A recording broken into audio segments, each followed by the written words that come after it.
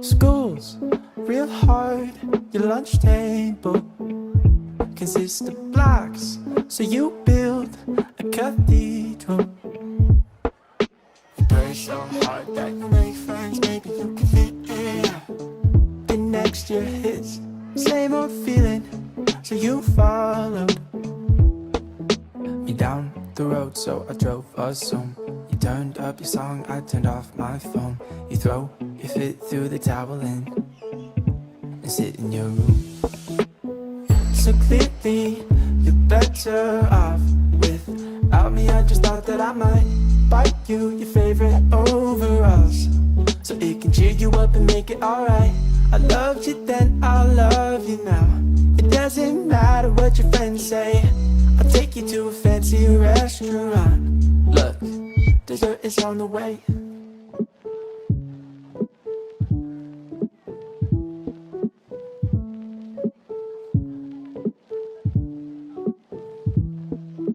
True, you're just 10 and so feeble, but don't say that you're not concerned about failure. Search your mind and ask yourself, is it really that bad? Just know I'll defend you. You're down the road, so I drove us home. You turned up your song, I turned off my phone. You throw your fit through the towel in and sit in your room. So clearly, you're better off without me. I just thought that I might buy you your favorite overalls, so it can cheer you up and make it alright. I loved you then, I'll love you now. It doesn't matter what your friends say, I'll take you to a fancy restaurant. Look, dessert is on the way. So clearly, you're better off without me. I just thought that I might buy you your favorite overalls, so it can cheer you up and make it alright. I loved you then, I'll love you now. It doesn't matter what your friends say, I'll take you to a fancy restaurant. Look, dessert is on the way.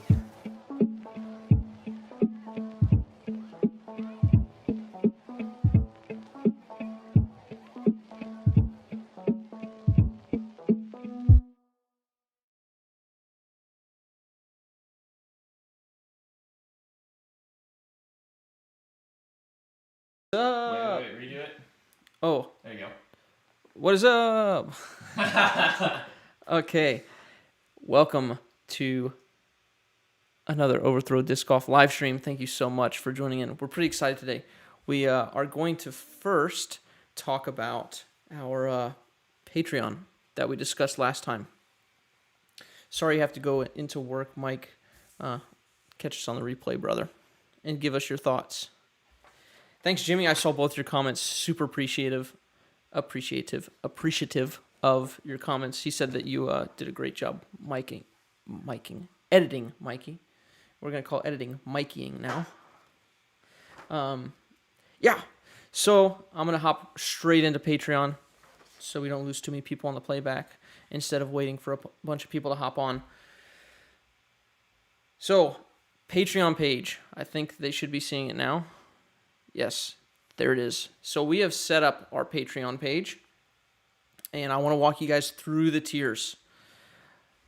So, do you want me to scroll, or do you want to scroll? You got it. Okay, cool deal. So, right here, our patron. This is our $5 a month option for those of you guys, and this is honestly one of my favorite levels of the Patreon. For you guys who said, like, we are just the type of people who want to give to the disc golf community so we could put out more content and move the sport forward. There are some, I believe the exact wording was, some of us just like to give to creators. So, to just support us. So, that's what the $5 one is. It's, oh, that was sick. Does it happen when I move quickly? That's when I did it as well, so move. Oh, okay. Yeah. So that's the $5 level. And then we've got intermediate, which is going to be access to our Discord server. And then form review submissions. So with that, we have been kind of forced into this tier here because we have an overwhelming amount of form review videos that are hitting our inbox. So is it possible for me to see chat here alongside this, Mikey? No worries. Yeah, give me a second. Because I just want to be able to respond if people have... No, just get through it. Okay. So back to the $15 one. Yeah, Yep. $15 a month. You will be able to submit your form videos via Discord, and then we will do them on the live stream like we're doing right now. But for non-Patreon members, we're going to have to stop doing form reviews just because it's becoming too much for me to continue to do for free. And my wife likes to see me from time to time. So I hope you understand. So yeah, access to Discord. We're going to work out the what's happening in the community there. Then on to the $50 a month. This is a VIP form live stream. So you're going to see this for the $50 and for the $75 package. VIP form live streams, we're going to open up a room inside of Discord, and we will do your form reviews. But if you submitted a form video and you're part of the either the advanced or the pro tier, it's just going to be a Patreon live stream, and then we're going to talk because you can do like voice chat and all that stuff. So as we're going through it, we can talk through your form, and there won't be this lag of texting and stuff like that. We just go through the form. We discuss, okay, but am I doing this? Yeah, you're doing that, but I think it's because of this, right? And we'll be able to talk through your form, right? And then access to Discord. There's going to be of course, any access to Discord is going to be more interaction with us. So there's that communication and getting feedback. Now, onto the pro tier. It's $75 a month.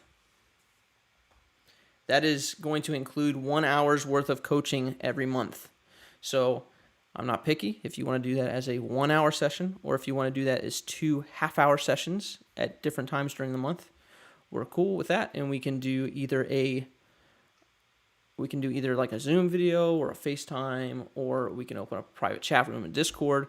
However we need to make that work out, we can make that work out. I've had a lot of requests for private lessons too, and those, I tend to be pretty generous with my time.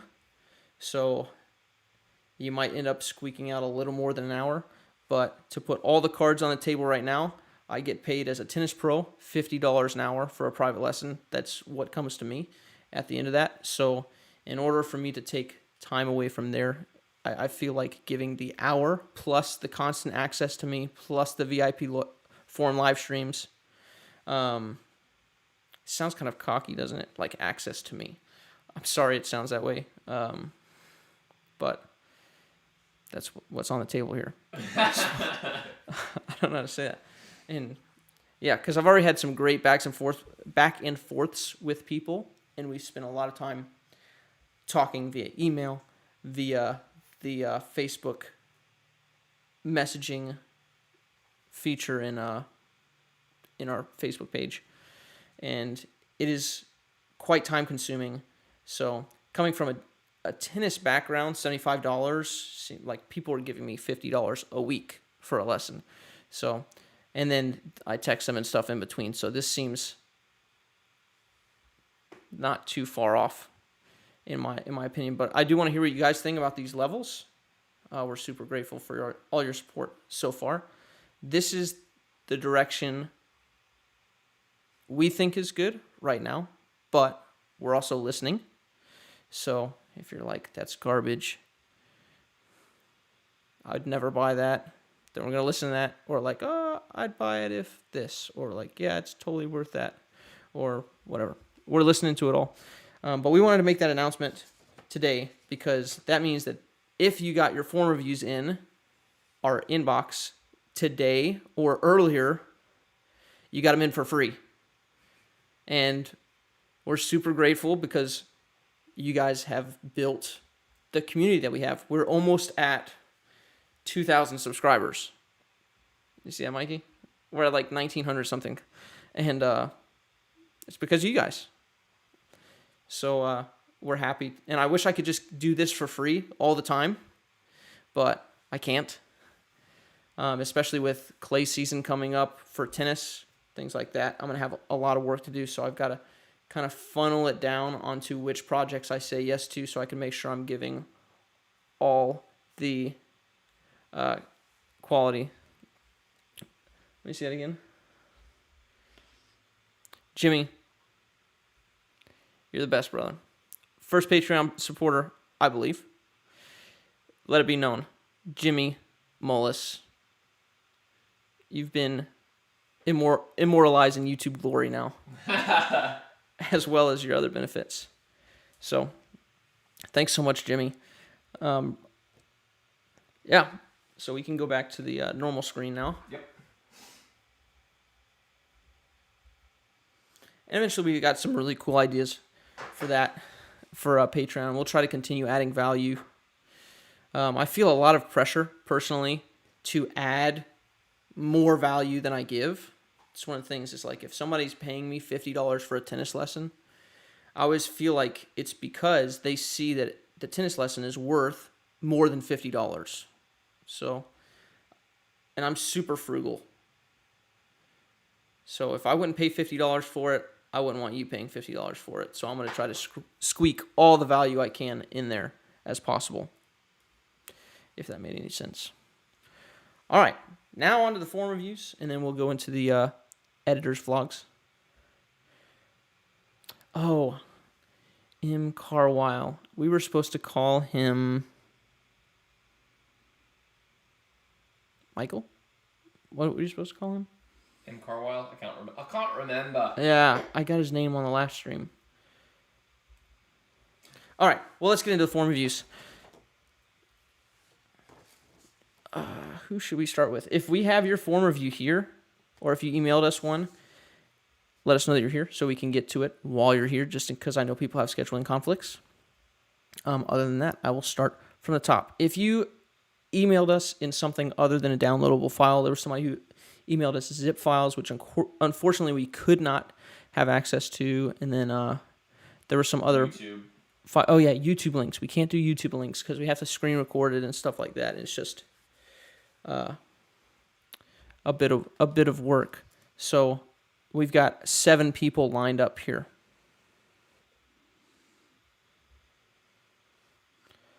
Let's get started. Oh, I've got tool accessed already.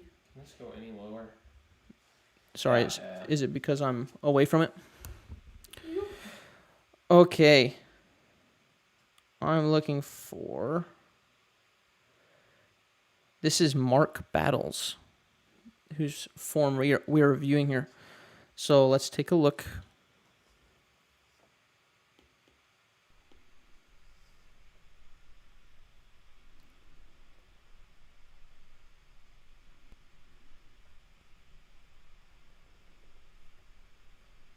So I hope everybody's looking for the same first thing I'm looking for, which is his back leg on walk up after we did that video.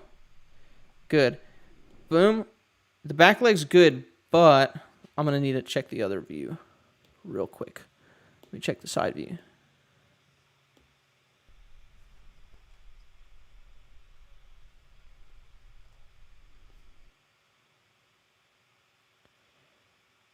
Here it is. So the back leg's crossing. I wish that plant wasn't in the way. Okay. So, in the video, I had mentioned the back leg not being turned away from the target, and then I talked about Simon and how he does it. Because Simon's back leg looks very similar to this right here, where it's, oh, give me the tool, where it's backwards like this. But his front leg is also backwards like that, right? The thing is you don't want your hips like this. Or you don't want your feet like this, like penguin feet, right? You want them like this, or sometimes even a little in. Let me get the side by side here, so that we know that I'm not making this up.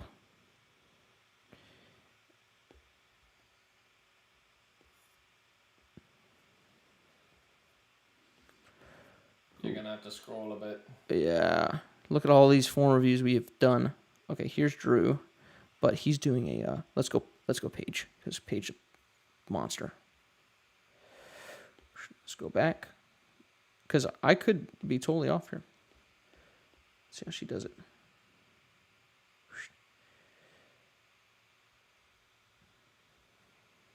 So she's got kind of duck feet going on, right?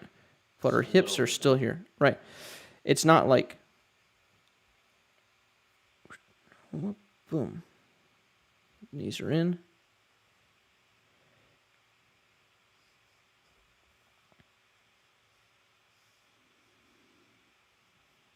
Whoa, that looks so weird for a second. What happened? His front foot slid. I thought I was imagining it. Yeah. No, look at that, dude. It slipped because he's got snow on the ground. Well, how do you deal with that, bro?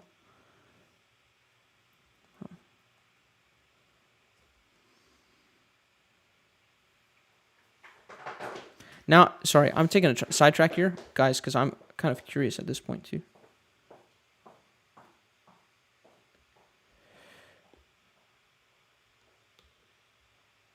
Oh, I could have just changed it. Not super smart.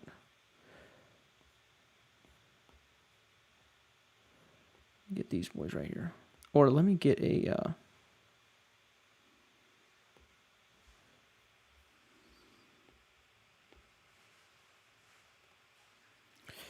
Yeah.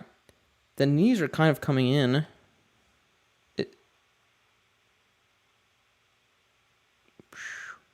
Dude, his slide. Yeah, you can't even look at the feet because he legit slides forward. What's up, Tommy? Yeah. You got a little bit of time to catch up on the early part of the stream, brother. Dude, he legit slides. Okay. Well, let's see. I want to see this right here.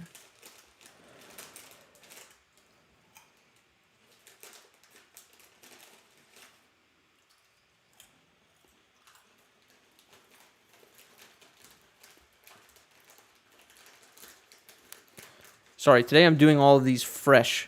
I have not had time to pour into the emails as I would usually like.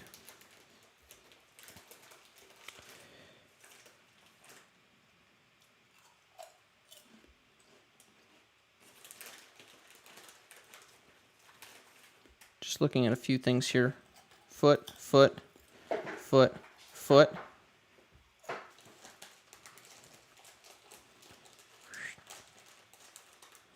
It is so hard to tell, like, what's because of snow and because you're sliding.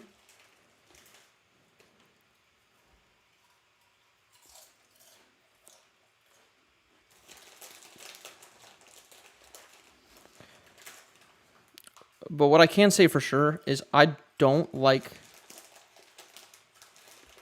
the fact that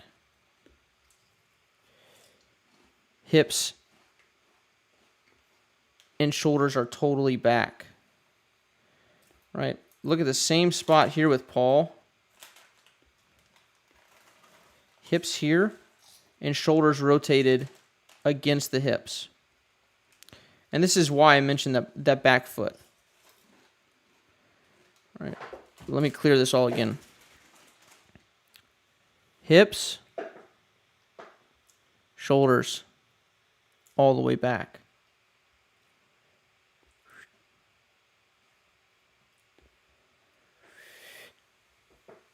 Hips,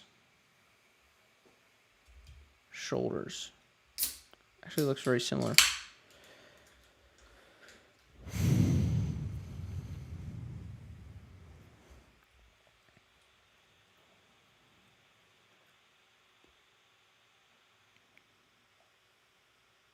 Sorry guys, I'm missing something very obvious here.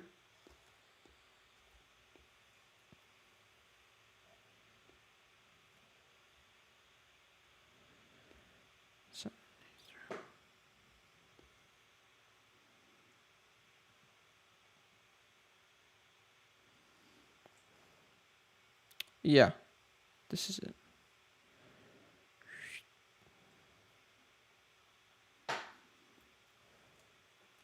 Yeah, so this is the explanation I'm looking for. I'm trying to find the words here and finally found them.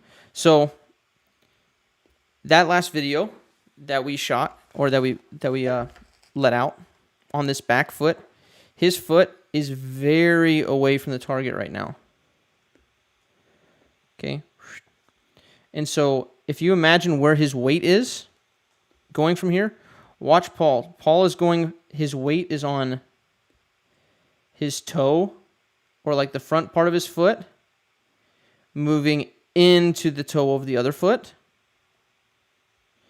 Here, the weight gets back on the heel because he's walking essentially backwards to the target. And so then he ends up, again, we've talked about this a gajillion times, falling with his back this way, whereas Paul is rotating his hips around here. Right? Boom. This guy's... Who am I looking at? Mark Battles, right? Mark goes fall back with the upper body, falling back. Oh, sorry.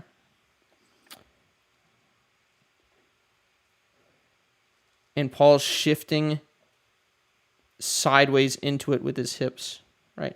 And then he's going to go boom, and he's going to start his rotation.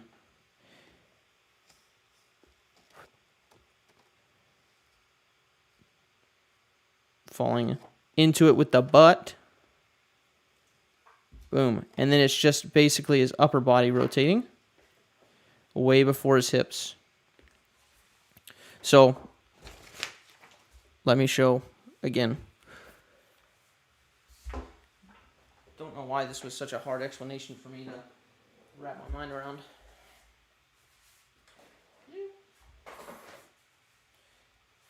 So just like with our video, he's turning, and he's turning his hips away. And now he's going backwards. And the weight goes from this toe. Where can I be? Pushing that chair. Yeah. It goes from this toe, and it transfers back. Instead of from this toe, start the rotation. And that's where Paul's knees come in together, is because he started the rotation with his back leg. And when he does that, his knees end up coming together. So here, because he's rotating, the knee drops. Rotate, knee drops. But if you're falling backwards, when you rotate, the knee doesn't bend.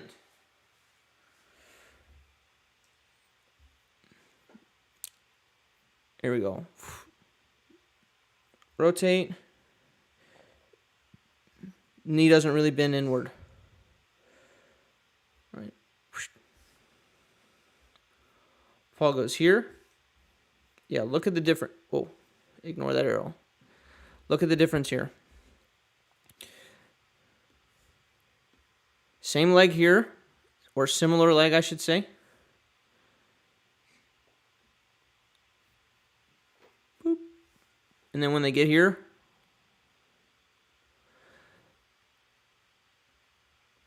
it flips.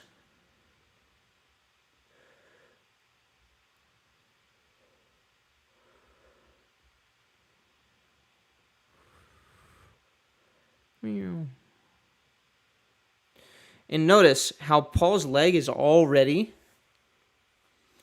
rotated forward. Look at the disc here.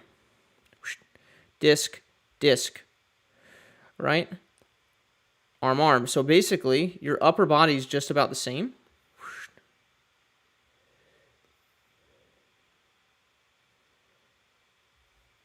Right? You see the similarities here between the arm and the disc.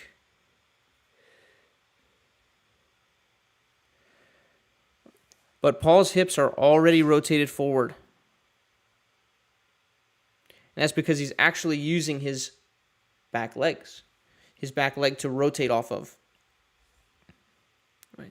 And so by the time Paul's disc gets here,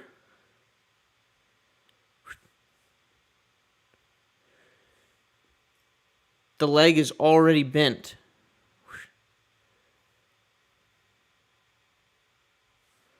So there are kind of two things at work here. Let me try to explain it. If you end up falling backwards, and this is something that if you learned how to pull, if you pull with the arm first, then you end up falling into the front leg. And when I say falling, I'm saying falling backwards into the front leg. So you go. When you start to pull, you go whoosh and fall. Since Paul's rotating as his primary means of getting this way, he rotates the leg, and this is initiating the pull. That's why his arm's still back here and his leg's bent, because he went rotate. Rotate. And so he rotated that back leg and rotated those hips, and now he's going to go into the slingshot whip, through the power pocket, whatever you want to call it. So if I were you, Mark, I'd focus on two things. I'd focus on getting sideways. Watch that last video that we did. Getting sideways, more sideways with that back foot. And then instead of pulling with your upper body and initiating a pull there, just start rotating with the lower body. And then you can hit your throw.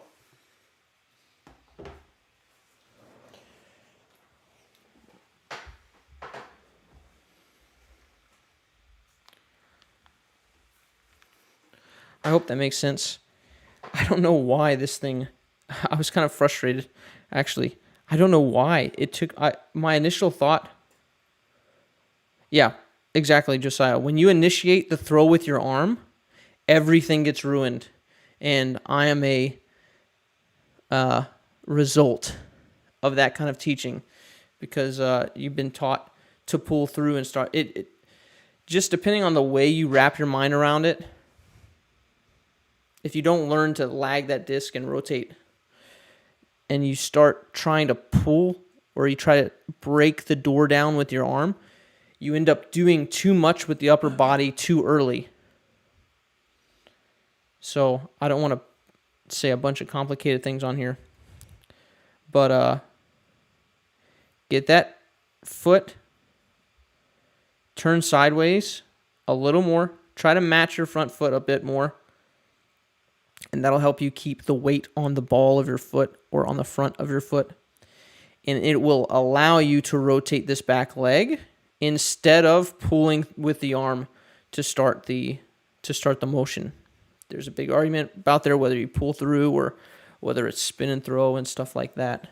I'm not going to get into all of that right now, but I'm just going to say that the backhand movement in disc golf is very difficult and very unique. So it's definitely got both. Whip parallel movement doesn't initiate the middle of the whip. Right. Yeah, I'm going to probably create a video about pull through at some point. It's going to be similar to our reach back video. So, yeah. Cool deal. Next. Put a check mark next to Mark's name.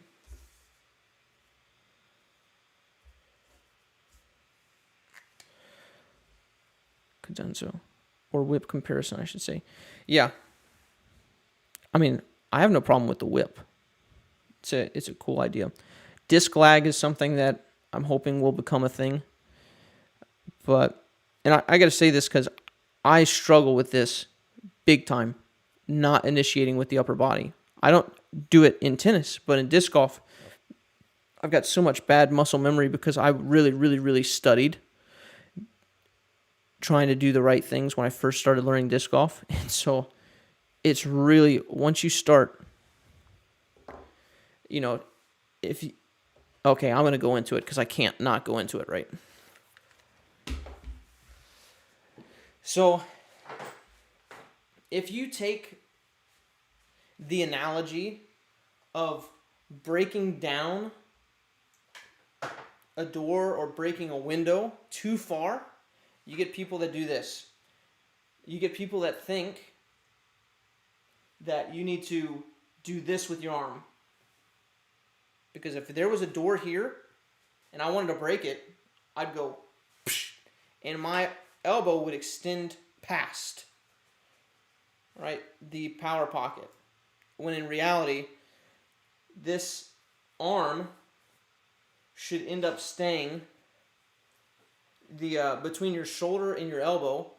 In a reach back, it's going to stay 90 degrees to your chest, 90 degrees to your chest, 90 degrees to your chest, and then your chest is rotating.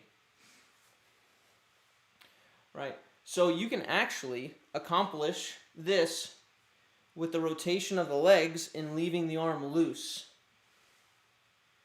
And so it becomes this whip. But you can't do it if you try to force the whole movement with your arm. Because then you end up trying to pull. You end up going. And that's not a whip. That's a straight line, right? A whip curls. It goes. Whoosh.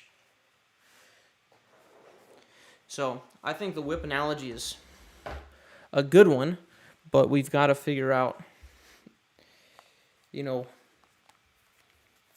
how to actually do a whip with the body. Yeah, next, because I got to move through these. I get so caught for so long. Moving on.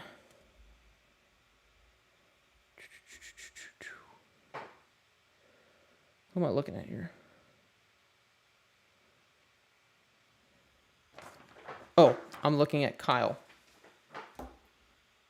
Just loud reminds me of being laid off in ball golf. Sergio Garcia was notorious for that. Laid off. I'm assuming it's the same thing where you let your wrists lay back in ball golf. You let as you swing forward with your arm, you keep everything loose, and then your wrists laying back, and the club ends up lagging behind the angle of your swing. That's the same idea in disc golf. To be loose is just way better. Okay, Kyle, let's take a look at him. Slow-mo here.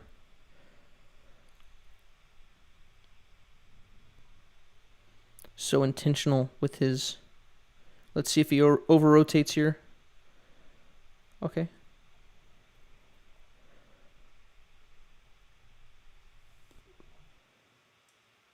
Okay. It's a pretty high pool. I don't know that it's a necessarily bad thing. Wow, look how high that foot comes up. It's incredible. Here.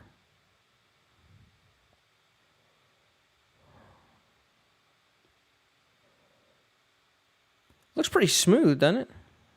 I mean, look, it looks like he's going easy on it. Here we go.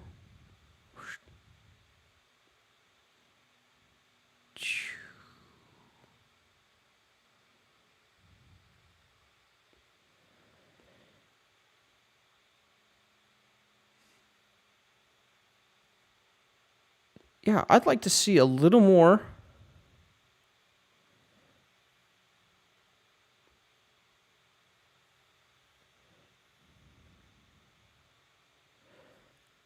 Did he give us another one? No. Yeah, just like we were just talking about, Kyle, I'd like to see a little more aggressive use of the left side of your body, a little more aggressive use of the started the rotation. Right now, your left arm is getting here, but it's not doing anything. Right, so let's just track the left arm. It's going to kind of move this way on its own pace the whole time. You see how it just keeps going forward? Show it one more time.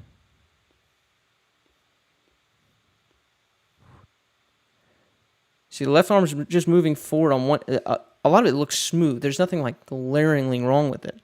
But if he wants to add more distance, all he has to do, not all he has to do, but adding distance is about adding more speed to the disc, which means that you've got to get all the moving parts moving faster. So I'd like to see him really drive the left side of his body or rotate the left side of his body quickly.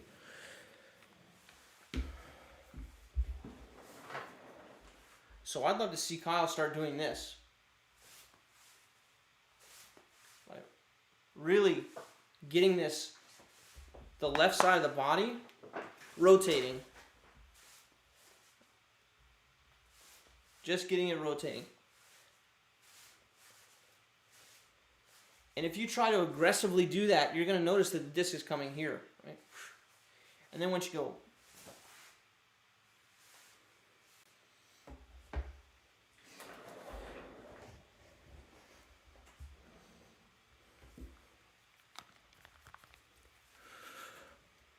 right, because look, his footwork's good. Whoop. The X step's clean. His weight's on the right spot. Look at this little shift with the left foot here. It's how it's trying to come back to the heel of the foot. He needs to just rotate that left side now and get really aggressive with the rotation. Let's pull Paul up for a... Yeah, he's not initiating with the hips. And I'm trying to clarify. I think we'll have a lot of opportunities today to clarify what rotating with the hips looks like. Paul, where are you? Or we could use Eagle too, but my friend Paul. Do they have to know that you're friends for them to be your friend? That's a question.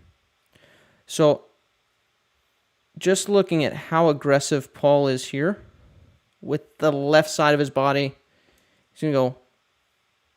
So here we go. Similar position. The disc is back. Paul's reach back is going to be further because he's throwing further. So he's being pretty aggressive with all this stuff. But just look at this. The left hand is smashing down.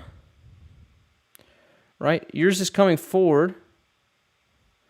But look, his left hand's down already. Here. So his left hand goes whoop. And now it starts moving backwards a little bit. Now, Paul has worked really hard to actually like put his hand in his pocket so it doesn't move back. If you see Ezra talks about it coming back as a counterweight. In tennis, we have that a bunch with the one-handed backhand.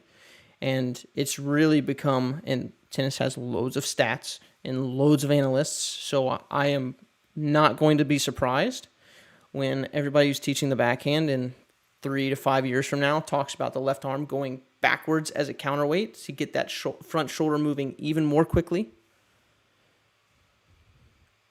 But yeah, so he's hammering down that arm, and he's rotating really aggressively with the left side of his body. Let's watch the legs rotate really aggressively here. It's going to go boom, and you can see it. We talk kind of about the left knee driving downwards. You can think about it like that. You can also think about just rotating that back leg, right? Your knee will end up dropping if you end up rotating.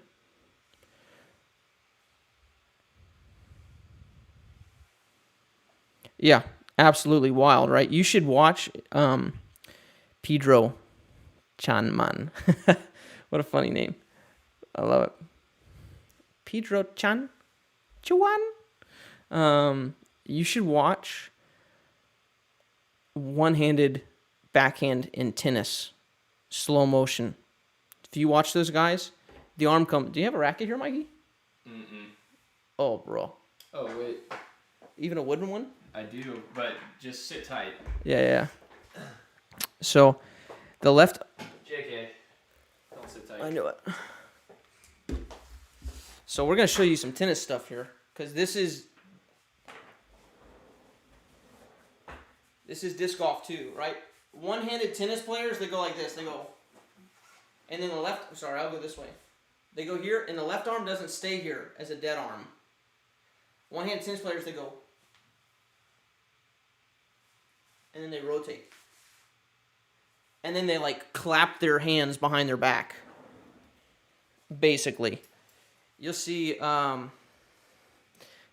but Baby Fed. What's his name? Baby fed? Yeah. Oh, man. It starts with, like, a B or whatever. What's up, Dylan? Thanks, brother.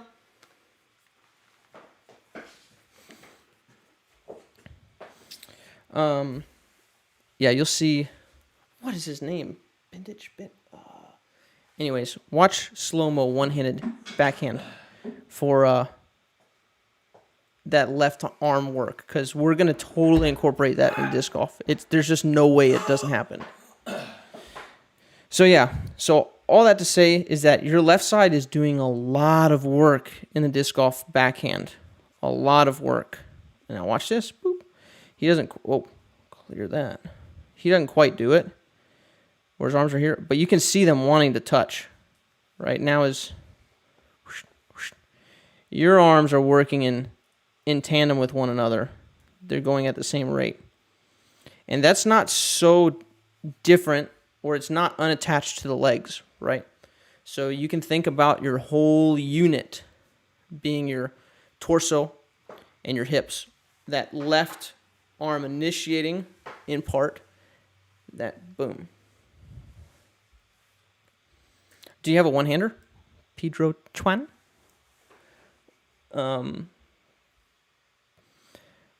But yeah, the shoulders are rotating early because he has to rotate them early, because he's not using his back legs. So he has to initiate the throw with his upper body. He's basically arming it.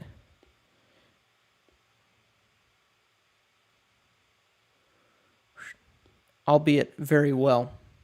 It's a very good arming effort here.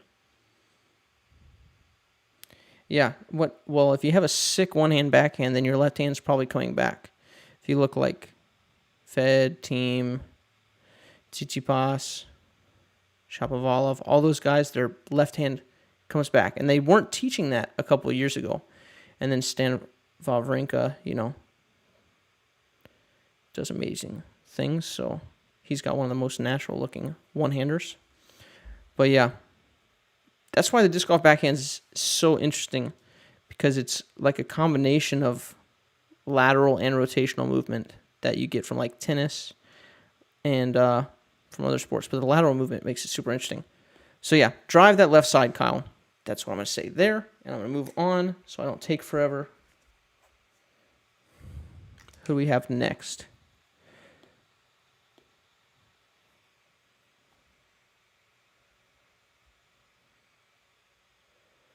Here we go. This is Austin. Let's take a look, Austin.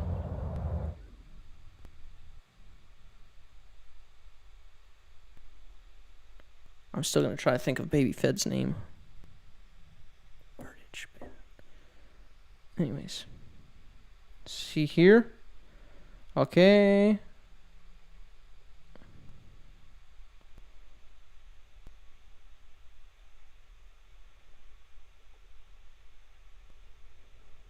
Yeah, so actually on the exact same line,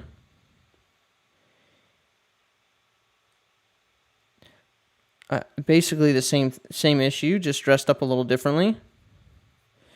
You're going to watch the weight, give me that circle back. You're going to watch the weight go to the heel here.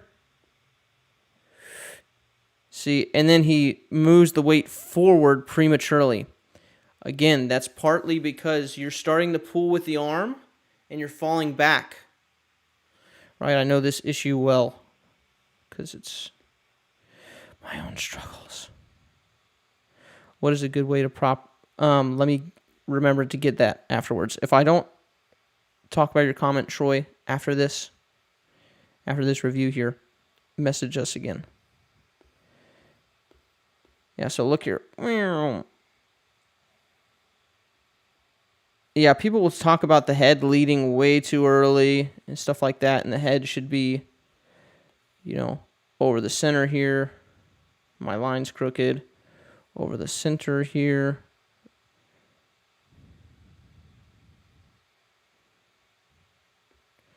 Right, I think a lot of this gets solved if you get the lower rotation right. His arms up. He's going to have a little bit of a swoop here. I feel your pain, my brother. I feel your pain, Austin.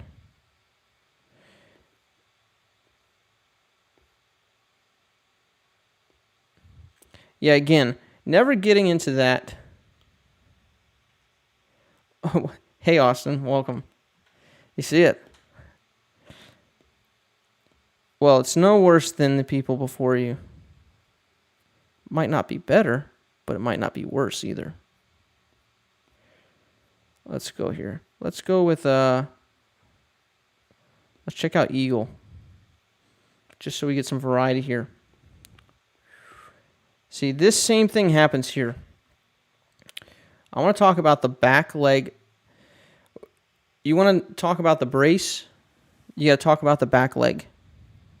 Okay, there is no brace if you move your weight, fall forward too early. Right? His weight is already here over his, right, over kind of his front leg. Look when Eagle gets to the power pocket where his weight is. Central. Central. And if Seabass is on here, he'll be happy to hear me say dynamic balance. I love you, Seabass. I'm not poking fun at you. That guy's stupid smart, if that makes sense. Doesn't. This oxymoron. Stupid smart. Yeah. Right? But look where the weight's lined up. He's already moved. Austin, you've already moved your weight forward, brother. And so, again, I'm going to beat this dead horse. Hey, maybe we'll get another video out of this, because that's where our last video came from, was doing these form reviews. So again, this is all same issue.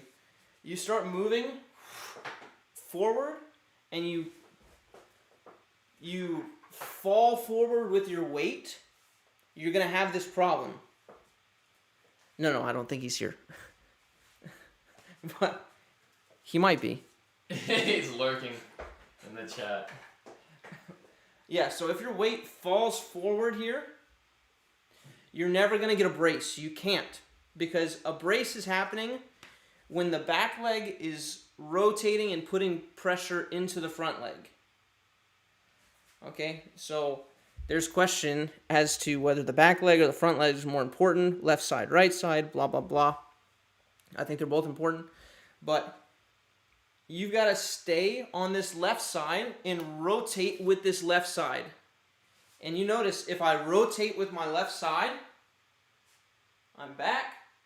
Rotate with the left side, I'm bracing. Because I'm rotating.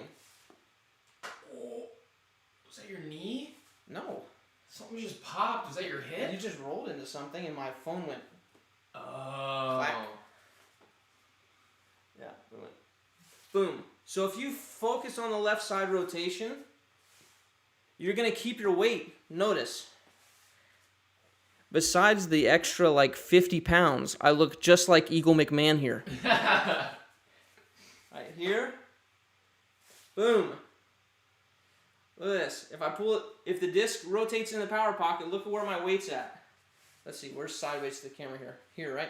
Yeah. Here, rotating with the left side. Boom. Look, my weight is central. My front foot is in this, what was it? Dynamic balance.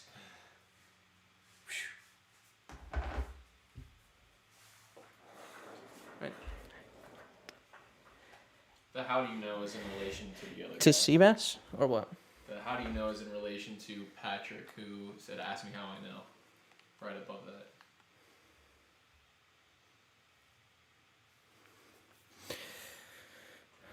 Early reach back can exacerbate that poor weight shift. Ask me how I know.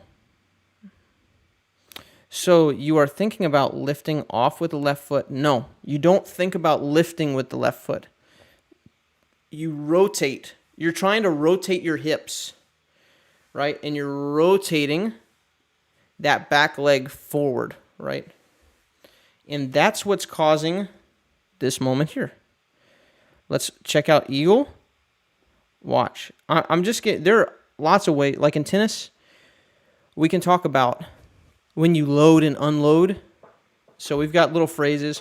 We talk about load, explode, right? For different things. And when we have different motion, but you can describe the same motion 3 different ways, right? Loading, rotating. You got to rotate, get those hips forward, whatever, right? But basically what's happening is Eagle's leg is here, and his hips are here. Eagle rotates the hips and the leg. His hips are here. His leg is now here because he's rotated.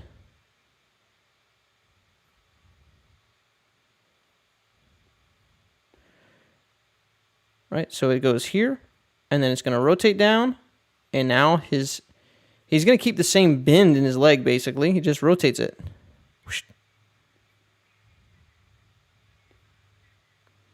Does that make sense to you guys? If it doesn't, let me know. What is a good way to practice a proper brace? I think, yeah, I've kind of talked to that. My follow-through tends to send me off the tee-pad, James Conrad style. James Conrad uses a lot of rotational energy, right? In disc golf, we have 2 energies. We've got, I'm going to get rid of you, Austin. I'm sure you won't be sad that I got rid of you. But in disc golf, since we have this large tee pad that we can walk up on, we've got 2 energies. We've got lateral energy, and then we've got rotational energy. We've got both. Both. We've got both. So, looking at those 2 energies, Eagle is obviously moving that way now. But in order to spin the disc and to whip it out, you've got to rotate. Okay? So a lot of this is lateral movement, but he's also coiling up his body here. Right? So what's lateral movement? Obviously these steps going this way, lateral movement. There are going to be a cajillion arrows on the screen here in a second, so just prepare yourselves. Right? But as he's doing that, his hips go from here. Now they're turned here. His shoulders are here. Boom. His hips are here. His shoulders are coiling against that. And then, because of all the coiling, he has to uncoil. Right? Just like in ball golf, in baseball, in tennis, in javelin throwing, in shot put, right? In discus, all these different rotational sports, right? But we've got both motions. I wish ball golf had the Happy Gilmore motions, because then we'd see more ball golfers with the lateral movement, and we get to see how that works together, and we'd have like 100 years of studying lateral and rotational movement side by side, right? And seeing how they work together intricately. But this is all to answer Troy's question. What is a good way to practice a proper brace? You have to understand that a brace is happening because you've got lateral movement that needs to be controlled, and you've got rotational movement. So to proper a practice brace. I'm not even going to correct it. Proper practice brace. To proper a practice brace, you have to get this rotation with the back leg first, or you have nothing to brace. So practice exactly what I just showed, standing up. Rotate into the front leg, and then you've got the brace, right? And you should feel it. Now, if that's not enough of an explanation for you, there's a resource that you can use. You can go to, I think, Seabass 22 and Loop Ghost. Both have a one-step drill. I think Loop Ghost has like a longer variation of it, where he's working on the brace and he starts with the knees together and stuff like that. So you can look that up. It's on Loop Ghost's channel. And yeah, I think the weight transfer is secondary. Just a small point. The weight transfer is secondary. Start with the weight on the back foot and rotate your weight around your hips before worrying about it getting in total balance with the front leg.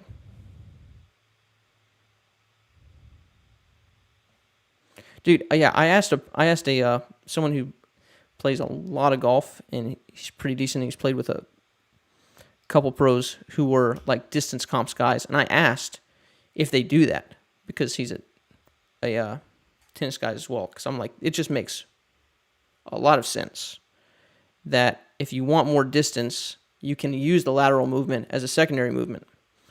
But we know that rotation from sports, all sports. We know that rotation is a faster form of energy. You can just uncoil your core or your unit, like your upper body, uncoil it from your lower body faster than you can move forward. That's why in tennis we stopped going from the neutral stance where everybody stepped into the ball forward to now we load with our feet kind of sideways and we coil our body against it and rotate. So I feel like the most important thing to learn first is to feel the rotational energy before you feel all the solidity of a brace, although it's going to happen. Does that make sense, Mikey? Yeah. You tracking with me? I'm tracking. Okay. All right. Let's get Eagle out of here. Get that guy out of here. Get that guy out of here. All right, Austin. Is this Austin as well? Yes, it is. Here we go. Yeah, and one thing here is your reach back can be a little more over here. I would say you see guys with it behind, but boom, that's actually a very good like little. I can tell you got a good grip on the disc because it does this little whippersnapper. Yeah, once you get the legs involved, you're gonna be smooth sailing, brother.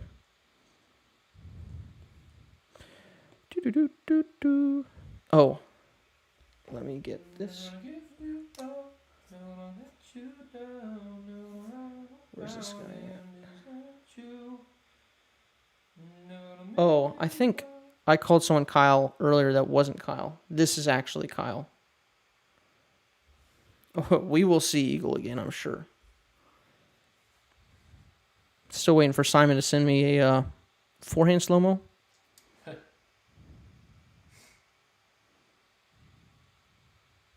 What's your take on posture? Loop Ghost advocates for more of a nose over toes stance, but I saw a video with Philo saying to be more upright.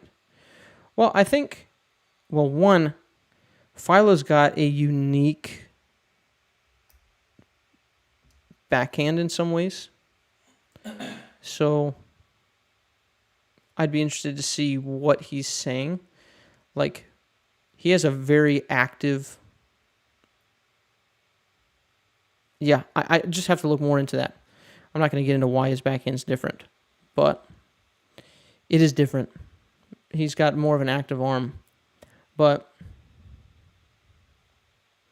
yeah, I think Loop Ghost is advocating nose over toes when you're, power pocket, in the power pocket position that people reference. So, How the heck does Ricky get away with such a high reach back without throwing those up?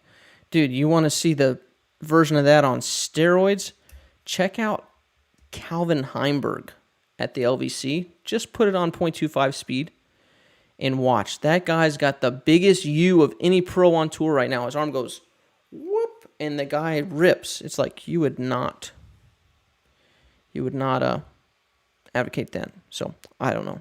The thing is there's a lot of people who get away with bad form in every sport at the high levels. They can just make it work because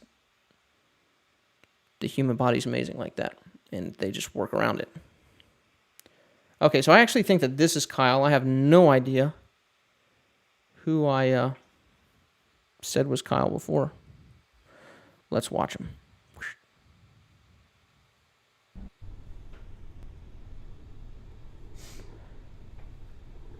Nice little hop there.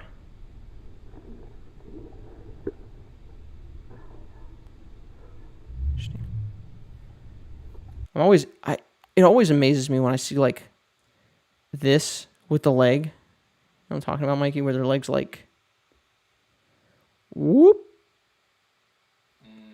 where their brace legs like that. You see his leg? Yeah, well, I've never noticed that. That looks sideways though. Yeah, it just looks like the knee should be destroyed. Right? Right. That's always interesting to me. Okay, let's see if we got a side view for Kyle. Oh, don't we? I don't think. Oh, bummer. Some people didn't have a side view. I really wish I He could. was one of them. Okay. Let's see here. The back view is quite hard. I'm wondering right now if he's going to get his left arm activating in time. Yeah. Oh, wait a second. Maybe I did do Kyle. Yeah, same guy. Oh, same guy. Okay. I actually did do Kyle. Okay. I was like, this looks like the exact same, literally the exact same problem the other guy had. All right, on to the David.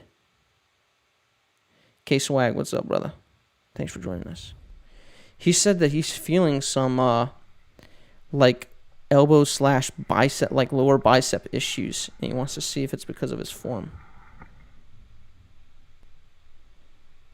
So I'm going to say this before I forget. The first thing I'm noticing is he's not getting his hips involved.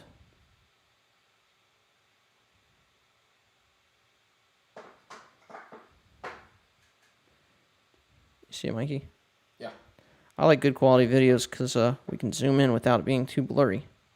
Yeah, watch how little his forehand rotates here. Let's pull up the guy that we... Oh, hello. Nope. You guys aren't Ricky or Eagle. Here we go. Here we go. Whoop, whoop, whoop.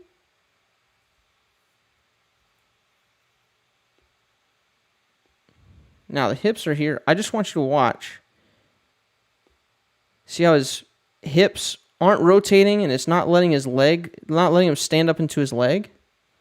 Right? He's kind of, some people call this collapsing into the front leg, where his front leg gets kind of bent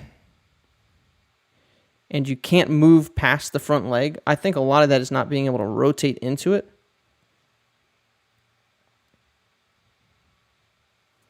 This is yeah, I'm not going to say that. Yeah, but this front hip needs to be able to rotate. Oh, whoa, shoot. What? Here we go. See how his hip goes from here, and then it rotates all the way forward, free to do that.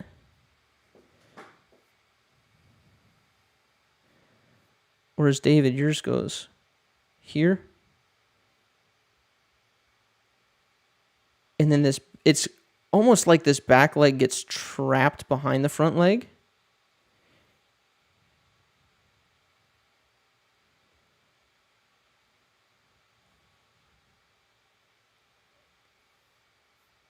instead of letting this, or really like rotating these hips so that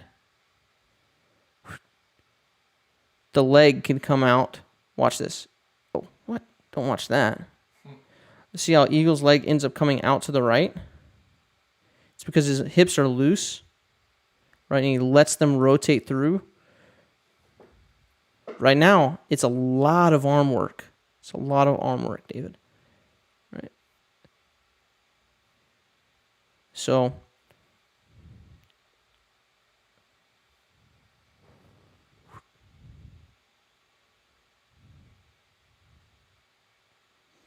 yeah, let me work through this standing up.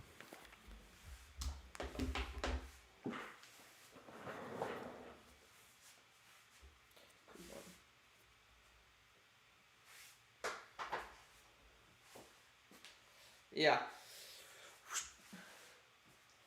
You've got to be able to let this leg rotate through. Just exaggerate it like crazy when you're practicing and just feel this rotation. I'm on a floor right now, so I'm able to actually rotate further. But you would end up being here with this right leg kind of like this. Out in kind of more of a golfer's type finish that you might think of, a stereotypical golfer's type finish. So here, and let that hip come out. Let that hip come out naturally.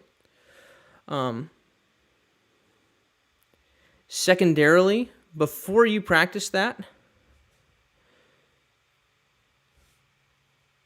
set up with your arm here.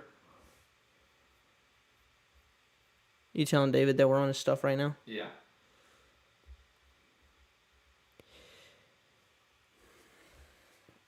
This is gonna be on our. This is gonna be on the next video that's dropping. Mikey's already started editing it, but the forehand video I work a little more in depth on upper body looseness, so you can get some power and stuff like that, and just good clean form. But starting with your arm here, with the arm high away from the body, it allows your upper body to rotate as well. Right? Watch David's upper body.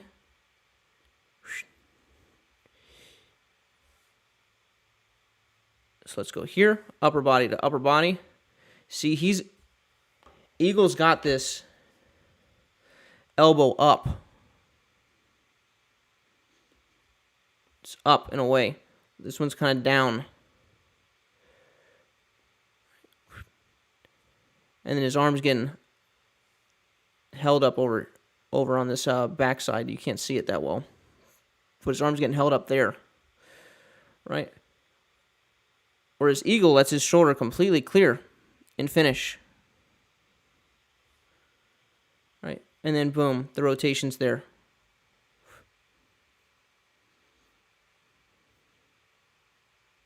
This also looks like a huge Hyzer. I don't know if you're trying to throw a huge Hyzer, but maybe that has to do with, maybe that's, if you have, I don't know why you would for a form review video, but if you had to, then it would justify your arm position a little more because you got a very big upswing. Boom. Yeah, but the biggest thing I think is you've got to let your hips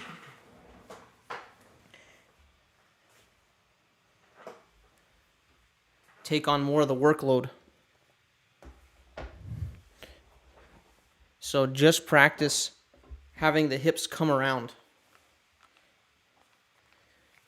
and just letting the hips be free and be loose. So that's why you're straining your bicep, is because boom, it's all arm. I would say, I would imagine. I'm not a doctor. Don't take my medical advice, blah, blah, blah. Don't sue us. All right. I've done David. David. Where is he? Oh, I didn't put him on here.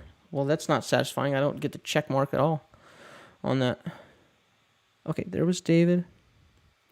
Okay, this is Henrik. We have done his form videos before in like the second session or something like that. But he said that he's getting 360 feet. The distance hasn't really changed, but he fixed his back foot.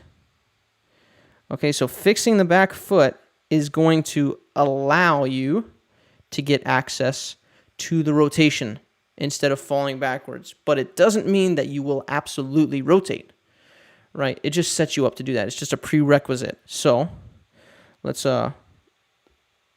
watch this here. I kind of already teased what the problem was because I did look at this one for a second before we were going live.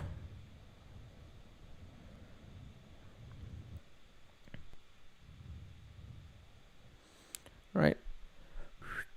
Okay. Backwards again. So again, look at how the weight's coming up. I want you to see this here. So the foot is coming up off the side. That means that he's not pushing off the toe or not rotating. Right? That's again another fall back type motion. Is he's kind of falling into the front leg instead of being pretty aggressive in rotating this back leg. Henrik, if you did not watch the previous ones, it's totally understandable if you skipped to this point. No shame whatsoever. It's a long video, and I know that not everybody has time to watch this all. But go back and watch some of the earlier form reviews because it's the same exact issue where you're falling into the front leg. As a result, you're rotating everything else early, blah, blah, blah, all these different things. But what you got to practice is getting rotating.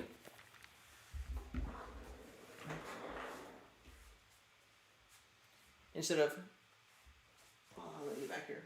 Instead of here where the front leg goes here and lifts up, you can't see because I don't have shoes on. Here. Rotate so that toe ends up down.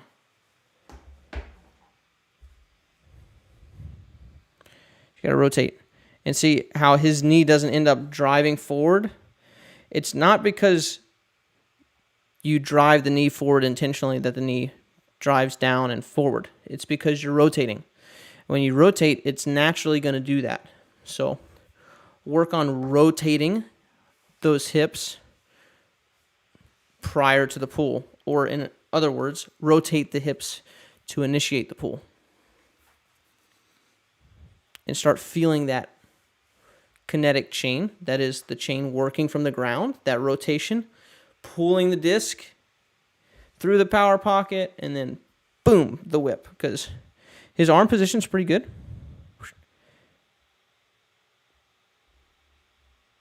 And he's releasing the disc at the right spot. But he's getting 360 feet. He needs more energy. He's got to rotate those back legs into it. Right. And he's got to get energy going into the back from the back leg. Right.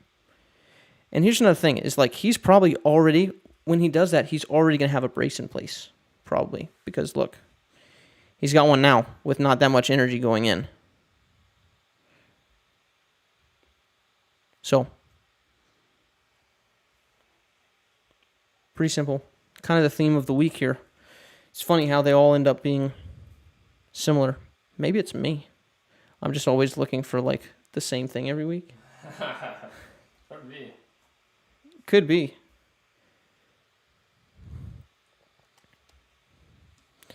Next. This would be Stefan. I have to use my own slow-mo. Okay, frame by frame. Ish.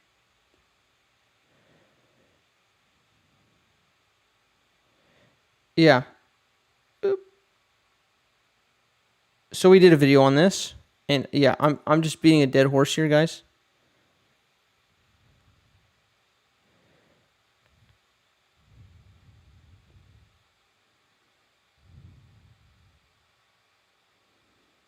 Again, this is one of the telltale signs that you have turned your hips way too far away from the target.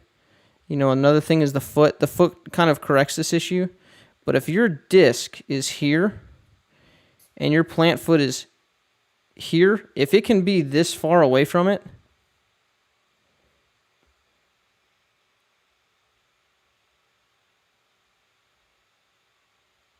then your hips are too far, right? If there's this gap, let me clarify. If there's this gap here, right? If it's that far, because at full extension,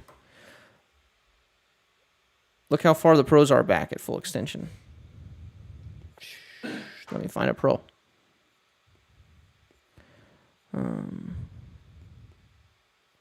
Didn't ask him to use that this week, so I won't. Let's look at PP. Boom. Full extension. Her disc is just barely on the outside of her left foot, right? That's full extension. The only reason you can get further back than that is if you rotate your hips backwards and you have the extra stretch, right? So this is exactly our most latest video is the first and foremost thing that you need to work on. The most common mistake in the backhand walk-up, or whatever we titled it, something like that, right? Not clickbaity, but very click-worthy, I guess. Thank you guys for making that video kind of successful. That was one of our best videos so far. So, Stefan, work on getting your walk-up sideways. I talk about this extensively in the video, so I could talk about it here, but there's not really a need. Watch that video, make the corrections. Let me know if you have any questions. There's Stefan. Who is this? Oh, did I get this? Oh, yeah. This is Mike.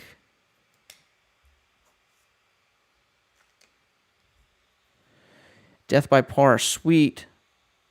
Hoodie. It looks awesome. And gotta love rocking the Vans, right? You know? Yeah, super slow-mo.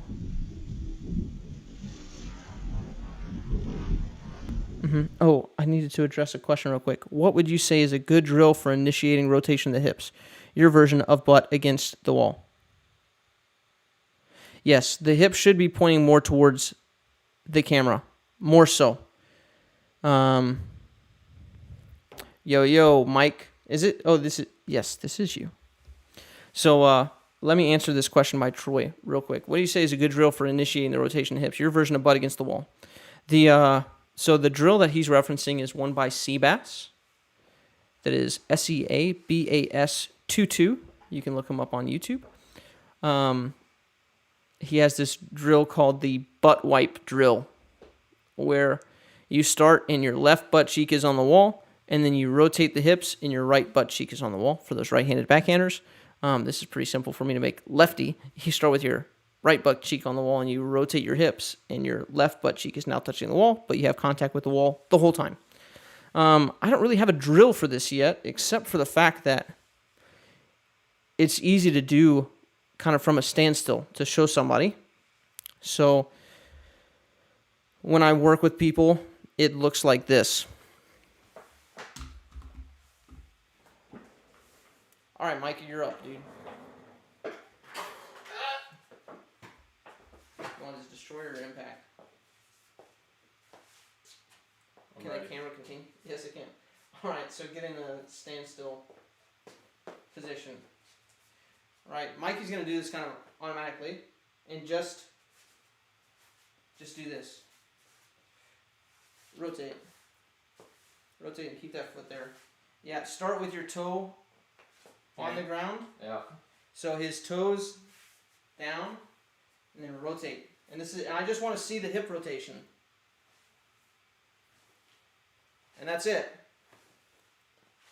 All right.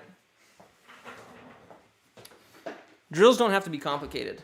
As a matter of fact, they shouldn't be. Anything I can get you to do to get you to rotate your hips like that, we're going to do it. So, there's not much you have to do drill-wise for that. I mean, we don't do it in tennis. Yeah, Mikey's huge. He's not 7 foot tall. He's actually 7'3". I'm 6'4". He's 6'4", so he says. Yeah. So That's funny. in tennis, we don't have a lot of drills for this type of stuff. We just get people doing it because it's not something you need a drill for. You just show them. Maybe you have them exaggerate it and you have them rotate their hips all the way around with a step. But yeah, if you want to drill, nothing wrong with Seabass's drill, of course. If I said there was something wrong with it, I'd be destroyed on YouTube, right? All right. So, knees sort of together, push off back foot. The big thing is I'm having his right foot with his toe down and his heel up, and then he goes, boom, and rotates the front foot. And so then they switch. And they switch. So, just rotational things where you're just standing and swinging and feeling that. It's really good stuff. All right. Yes, Mike, we're on to you, brother. Yes, hip should be pointing more towards the camera. Do I have a back view of Mike here? Yes, I do. Boop, boop. Good X step, brother. Good keeping your weight on your toes.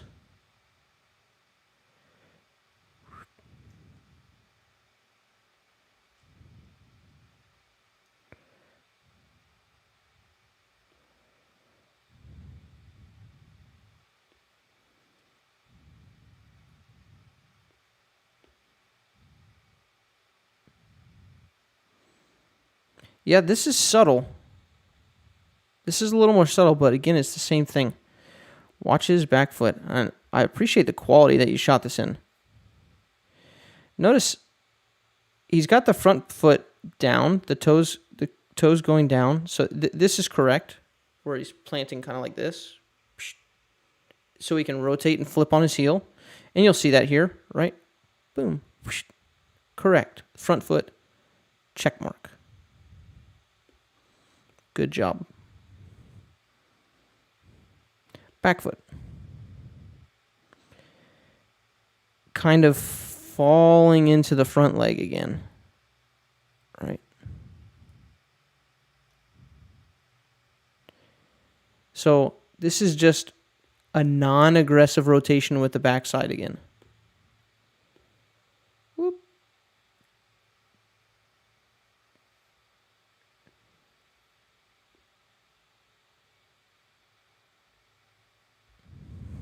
Oh, and this is going to give you trouble here. This nose up. This will automatically make a difference if you fix this right here. See how the disc is nose up like that? That's a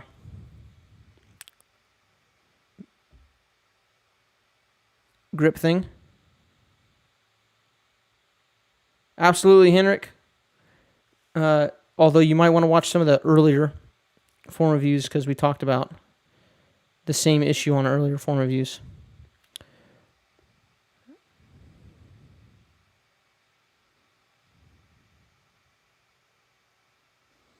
Yeah, this looks way more like a grip issue than anything else.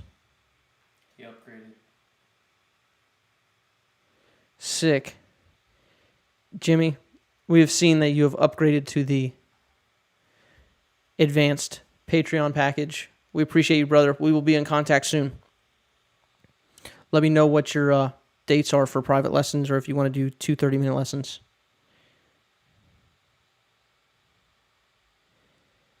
Yeah, look at his hand. Boop.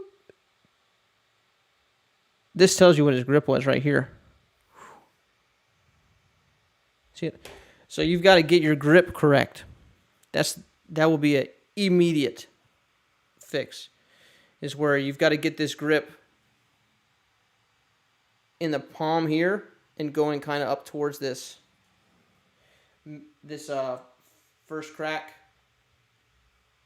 so you can have the disc nose down. Okay, at release. Sorry, microphone. Yeah, but right now it's up. Right, you've got it kind of up like this, and it looks more like that. Side view here. Right. So it's up like that. So fixture grip. Lots of resources. I think Reddit has something on grips.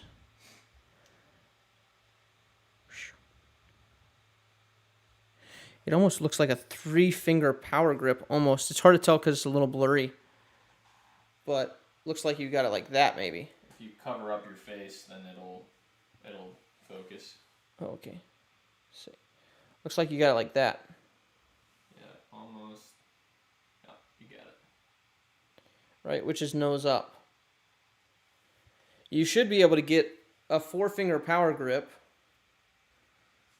with the nose in the correct spot. Now, Drew, I think, has small hands. And Drew has the small hands, and I think he does Drew Gibson does 3-finger power grip too.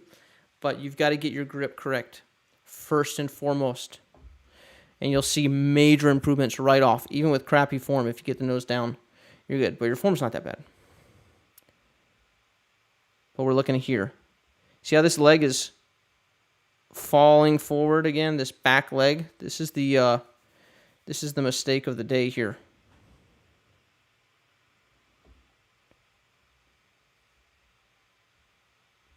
Let me pull Paul in, or Eagle, or whoever I find first.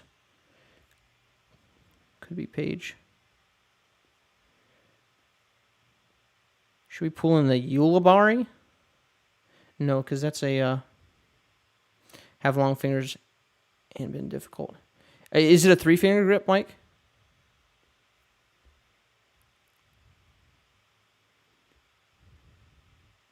Let's go Eagle again. Thanks, Troy. So look at how he's got his weight back here. And his back knee is loaded up, ready to go.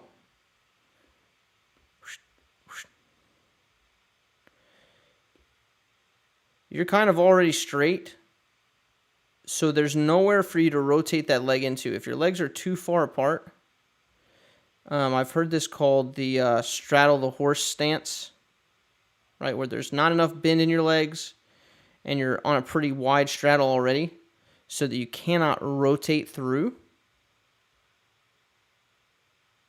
Yeah, dude, grip has been a big struggle for me too, Mike. It's something that I didn't know was wrong for a long time. Sup? Sup, dude? Sup, dude? Sup, dude? Hi, this is my friend Cove. Oh, my name's Cove. Hey, my name's Cove. This is my very good friend Miv. Miff. Gonna hop on that ginormous spaceship and get out of here. Wanna come? Wanna come? Yeah, and so this preparation here with the weight on the, on the back leg here, and then very intentional rotation with the leg. You've got a dead arm and a dead leg, showing that you're not actively rotating with that, back half.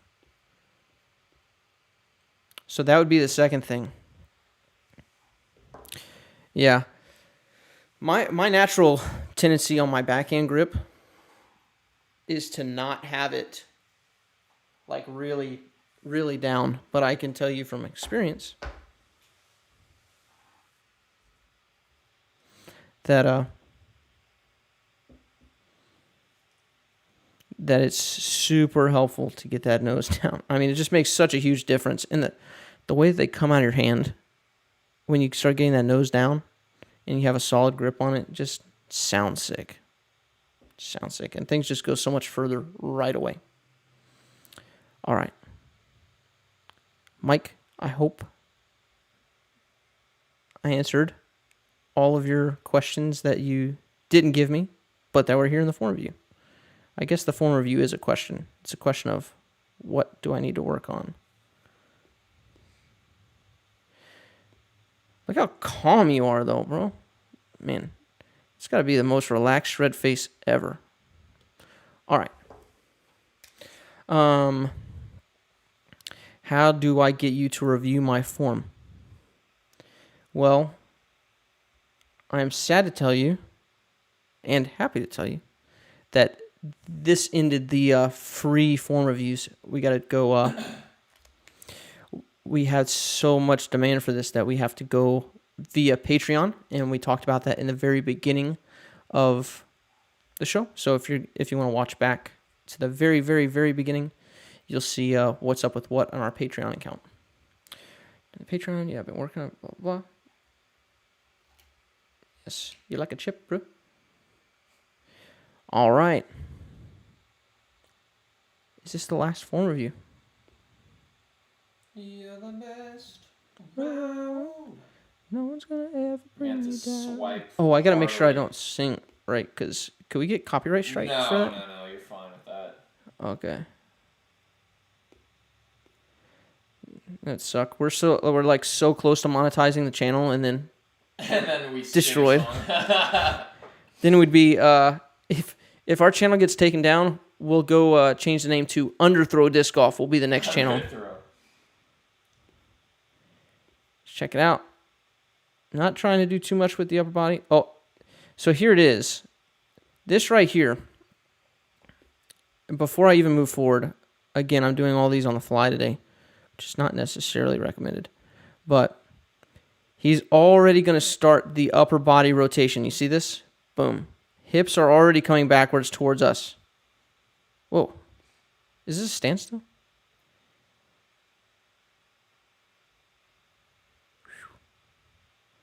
Whoa. Is he like really... Is that really flexible, or is that just my mind boggling? Look at his foot. Oh! Is that flexible? Or is that like normal flexibility? I don't know. I have bad flexibility, but I'm looking at his foot and thinking like, man. So It looks weird. So instead of rotating all the way backwards like this, that you did here to get to this point. So, let me tell you how I got here. You might be wondering how this all happened, or whatever they do, right? Again, the hips got to stay more sideways. And you definitely don't want to be super pigeon-toed here. Let's see. Yeah, this is another case of falling backwards, right? Although he only does like a one-step. A two-step, I suppose. Okay, we're going. Yeah. Again, hips, shoulders, all in line right now. Not what you want. Not what you want. You want the hips there, and then the shoulders rotating against the hips to a degree. That way you can actually uncoil the upper body against the lower body. So if we were talking about how fast can you rotate your upper body, this is very slow. Here, hips, arms. That's very slow. With my hips already here, just looking at the upper body, arms here, can be very fast. Because the upper body is coiled against the lower body, against the hips. Whoa! You good, bro? Oh. I Hello. don't remember touching a button. So, Oh gosh. we've got to get this. You don't want to rotate your hips that much. You want to start. Like this starting position isn't. If you just started here and your other foot was right here,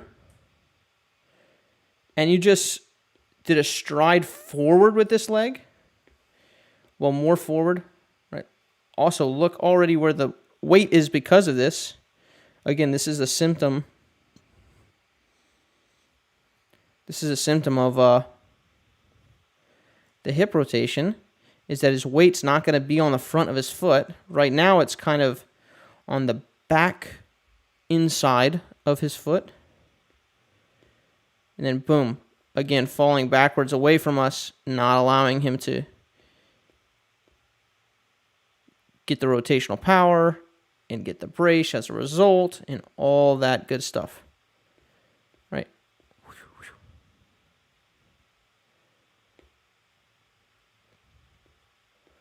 Do I have any pros from behind on here? I don't think so. Should the disc be faster than anything else? Saw some kind of video with Tanner where he said that the disc is the fastest piece in the puzzle. Well, it will be. Yeah, at some point it will be, because it's the tip of the whip. Right? So the tip of the whip ends up being faster than all the other pieces because it's at the end of the puzzle, just like the tip of a towel is the fastest piece by the time you whip that sucker through. Or that the tip of a tennis racket is the fastest piece, just because it's at the end of the kinetic chain. If you're doing it properly. Yeah, so it should be. Absolutely should be. That's the goal, right? To make the disc move very quickly, and everything else serves that.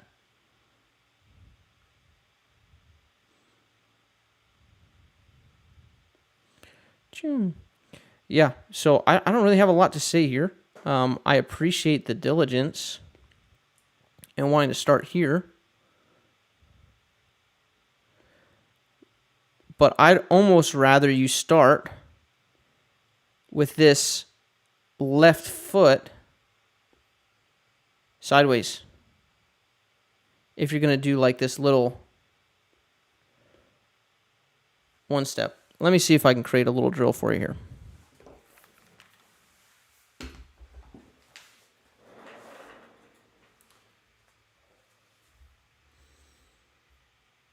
So he's going here, here,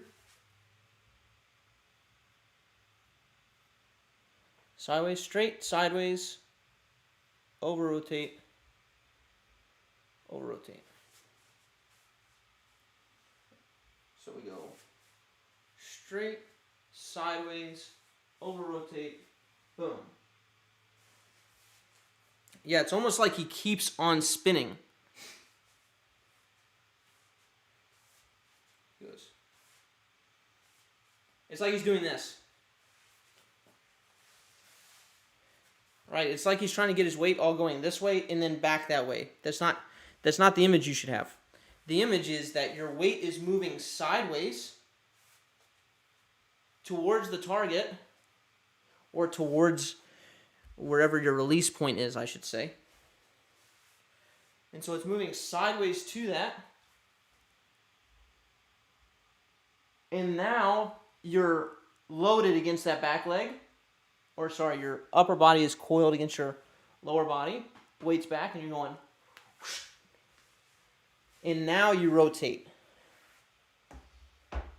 So, but you don't want your lower body rotating this far. So I'd go, what would I do?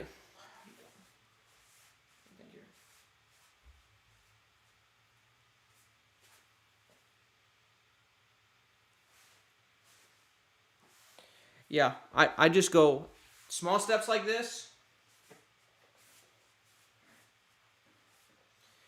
Here we go. Your right step is good. Your first right step. The hop, and keep this left leg here to where it's more this way. Boom. And then go. You can literally do the same steps that you're doing, just don't let that leg rotate so far over. Stay on your toes here. What might help, somebody mentioned it last stream, but a little hop is or maybe it wasn't last stream, maybe it was Reddit. But a little hop here onto this left toe. Boop. Helps keep you there so your weight doesn't get too far back. But you don't want your weight going back towards your heel here. So get that foot more sideways. So instead of here, get it more here. And then rotate. So the head should be by... So the head should be by the right shoulder in the reach back. Or is it left? The head should be central to the body. And you're catching me out of my preparation a little bit here, but the head should stay central.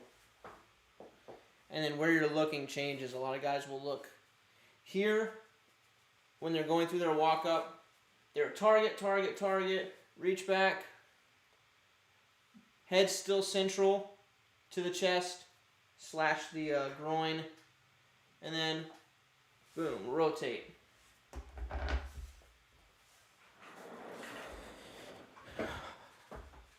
Yes, I will show you guys the Destroyer. Those look pretty sick. Yeah, this was dyed by Dan. I'll give you guys his Instagram here in a second, once I find it. I gotta remember the name of it. The name of it.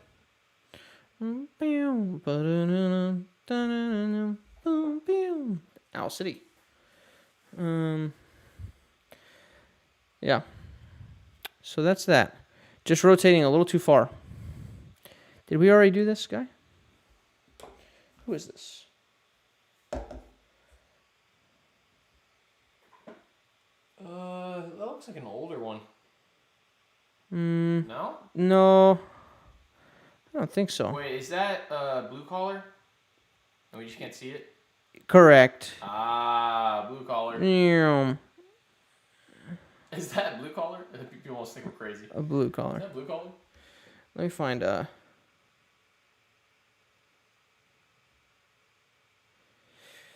Okay, so the you want to type this in? The guy who did my dye is DP Disc Golf. He's been getting into dyes recently. Does he sell? If you send him a message, he might. Not sure. He may die for you.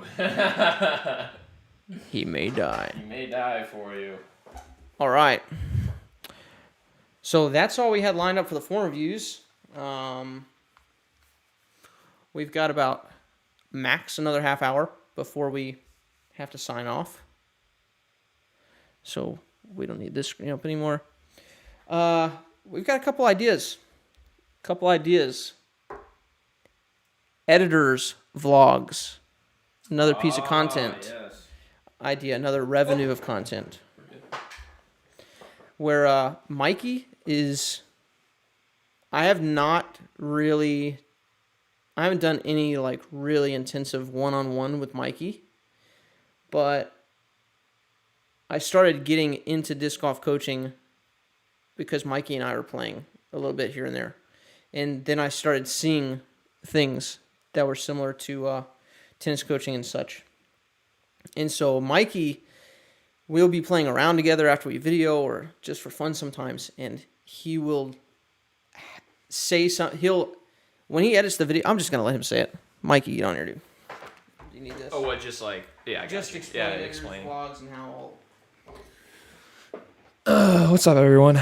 So yeah, basically, editor's vlogs are just gonna be me. I've had a little bit of experience vlogging, like climbing vlogs and stuff like that. But disc golf is obviously the biggest thing on my plate right now, doing the editing for this channel.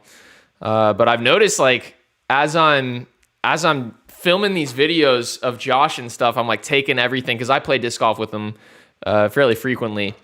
But just noticing that I'm picking up all the things he's teaching because I have to see it like a bazillion times when I go in and edit. You know, sometimes it'll take me 6 hours to edit a video and I just hear these same things over and over. So without him directly telling me, I'm just learning from these videos, kind of like you guys are. You know, getting more, whether it's getting more distance, improving my putting. Like the putting video helped me a ton. He was on fire the other day. Yeah, I just like sinking all my putts. I'm like, bro, this channel helps me so much. So, Troy, you're also a climber? Sick, bro. Yeah, I love climbing. I'm a very tall, lanky, weirdo-looking climber, but I got that upper body strength, which is nice. But my legs, dude, they're like spaghetti noodles. But yeah, so like I said, I've got that background of vlogging, and so we'll see. I'll go ahead and probably maybe later this week or something film what we're gonna call an editor's vlog, which will just be me. And hopefully I can make it entertaining enough to where you guys can watch all the way through. But yeah, just keeping up with my progress of what Josh is teaching, and I can even kind of throw that stuff in there as I go. But yeah, just to see, my journey from amateur to pro. That's all I got to say, Start off at amateur and work my way all the way no, I'm kidding. I'm not going to be a pro. But, you're also 6'4", bro. Troy and I need to get together and climb and play disc golf. That's all I got to say. But yeah, that's the idea. And we'll see how it even goes. But yeah, I'm kind of looking forward to it because I like vlogging and disc golf. So, all right. There you go, Josh.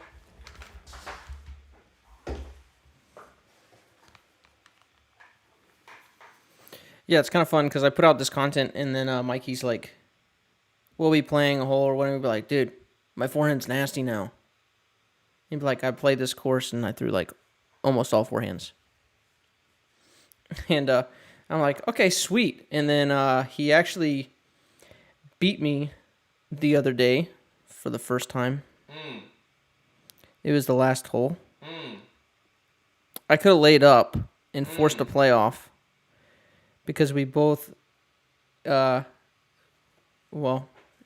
anyways, he beat me.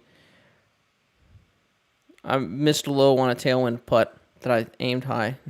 The woes of all that stuff. And then I hit dead center band on the way back. So I went birdogey on that hole. I should have just laid up and we could have had a clutch playoff hole and just put the pressure on him. I usually love pressure situations. I don't know if you guys are like that or not, but I love pressure situations. Josh he loves getting on that last hole, and it comes down to that last putt. Yeah. So I was like shocked when he missed it. Mikey we played this sweet course, and I was staring at this putt, and it was a decently long putt, uphill straddle putt. Yeah. That's a coach. Yeah, that's like my life, coaching people to be better than me. It's not like I don't work at it. But Mikey's already got big boy distance. That's what's kind of annoying. It's like he just started. So I really try not to tell Mikey too much because I want to see how Mikey figures out stuff because disc golf is so young. And I want to see with, his tennis background what kind of he naturally does and what he doesn't do. And he's got, like, the disc lag. He's already got that on the backhand side. It's just, like, stupid. And I've got the opposite. So, yeah. So, putting, he was like, yeah, I figured out that I got to do my putts like this. Like, I just had to square up here and pull down here. And so, he gets a lot of the, when we put out the information, he internalizes, works through it, and then you can see his practical output after he gets the video and like what that makes him practice and what he does with the information. So that's why I think it will be super valuable. We played Falling Creek. So decent amount of wind. Yeah. That's basically it. I did want to talk about this. I was talking about this with somebody the other day. Why don't our caddies in disc golf take more of an active role like they do in ball golf? To give you the backdrop here, I saw a pro. He was talking to his caddy. Which one is... Sorry, before I get into that. Notice your thumb is really on the flight plate and not where it meets the rim. I think that's based upon hand size and stuff like that. Like there? Instead of here? Are you talking about Mikey's or mine? I think Mikey's on the rims. Yeah, mine... You're talking about yours. Yeah, mine's a little bit more in. Yeah, mine's like a little more in. I think people do it differently. You just don't want it too far in because the more you control the middle of the flight plate, the less spin you're going to get, theoretically. So. Theoretically. Yeah, that's why people control the flight plate a lot in putts because it's easier to control the disc as a whole, but you will get less spin. So spin putters tend to control the outside of the disc a little more. But yeah, I think it's a comfort. I think there's a range of acceptability.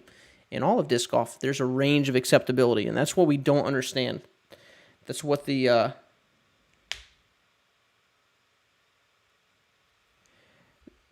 disc golf community does not understand yet. It's very frustrating because if you have a conversation with someone, you've got to decide, is Eagle opening up his foot this way correct? And is Ricky having his foot this way on his forehand incorrect? It's like, well, depends on who you're talking to. But I think that there's a range of acceptability. I think if your foot's anywhere from here to here, that's probably okay. And I think we're going to find out. George said impact flex. Yeah. Sorry. Right? But if you had your foot here, that would be incorrect. Right? Because your hips are too open, you won't be able to rotate them. Right? So range of acceptability is going to be a huge thing moving forward in disc golf. And we're going to talk about it a lot. That's why in my videos, I'm like, this is okay too. Right? And I might have a reason for having somebody do it one way over another, because one way might be a little easier to learn. Just like there's a range of acceptable grips in tennis, a range of acceptable swing paths in tennis. Every sport has a range of acceptability. And the sooner that we as coaches realize that, the better it's going to be for the students. Because we can't list everything as law and say you have to grip it like this, right? Grip, usually there are only a few correct ways, but you have to get your disc back at this time. You have to have this swing path. It's got to be wide rail. It's got to be narrow. There is no rail, blah, blah. Hey, Aaron. Yeah. We just announced today. He didn't think his skill... Okay, sorry. I got to read one comment at a time. We just announced today, Aaron, that we are only doing form review submissions for our intermediate, advanced, and pro Patreon supporters, because we have had such an overwhelming amount of form review submissions, and my time is only going to continue to get more and more tight, so we had to kind of bottleneck that. So right now, all form submissions are going to be via Patreon.